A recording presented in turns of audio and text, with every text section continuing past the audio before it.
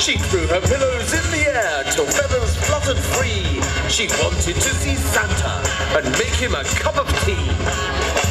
Around 7,000 people gathered in Hanley Town Centre to follow the story of Ava and her quest to save Christmas.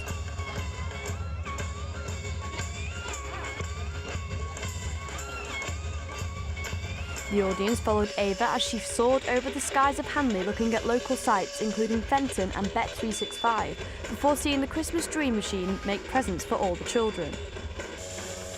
The display finished with Ava and Santa turning on the lights.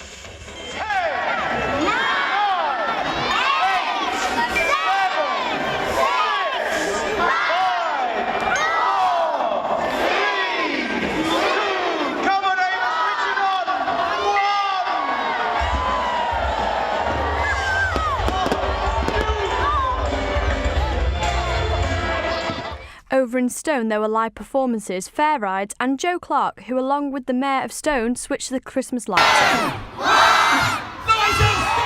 Libby Lovell, Staffs Live.